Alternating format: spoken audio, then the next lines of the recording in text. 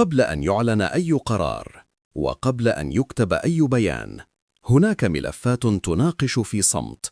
وفي نيوزلاين آر نضعكم دائما داخل الصورة، حيث تبدأ القصة قبل أن تصبح خبرا رسميا.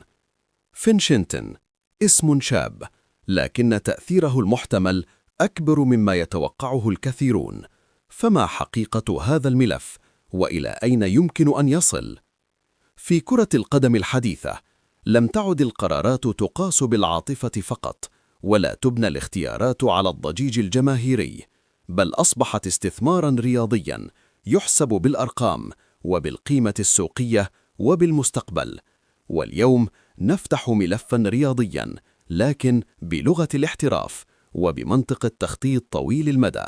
ملف اللاعب فينشنتون وإمكانية تمثيله للمنتخب الجزائري في سياق مشروع كروي أكبر، مرتبط بالاستحقاقات الدولية المقبلة، وعلى رأسها كأس العالم. فينشنتون لاعب شاب ينشط في أحد الأندية الألمانية المعروفة بتكوين المواهب، حيث المنافسة العالية والتركيز على الجودة والانتقال السلس من فئات الشباب إلى المستوى الاحترافي. أرقام اللاعب في الفئات السنية جعلته محط اهتمام المتابعين، خصوصاً مع ظهوره المنتظم وقدراته الهجومية التي تتماشى مع متطلبات كرة القدم الحديثة. لكن السؤال الأهم ليس هل فينشنتون موهوب، بل السؤال الحقيقي هو هل يمثل خياراً استراتيجياً للمنتخب الجزائري؟ في كرة القدم الدولية، ضم لاعب شاب من مدارس أوروبية يعني أكثر من إضافة فنية، يعني رفع القيمة السوقية للمنتخب، تعزيز صورة المشروع الرياضي، استثمار طويل المدى في لاعب قابل للتطور، تقليل المخاطر في فترات الإحلال والتجديد. وهنا يبدأ الملف في أخذ بعده الحقيقي. من الناحية القانونية، قوانين الفيفا تفتح الباب أمام عدة سيناريوهات، لكن كل سيناريو مرتبط بتوقيت وبخيار شخصي للاعب وبملف إداري يجب أن يكون واضحاً ودقيقاً. ولهذا فإن الحديث عن فينشنتون لا يدور في خانة التأكيد، بل في خانة التحليل والتقييم.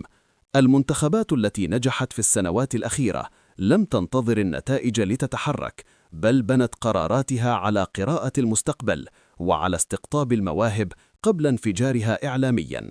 وهذا بالضبط ما يجعل هذا الملف مثيراً للاهتمام. لكن أي قرار من هذا النوع يجب أن يراعي أيضاً الجانب الذهني والقدرة على تحمل الضغط والانسجام مع هوية المنتخب وجماهيره وتاريخه.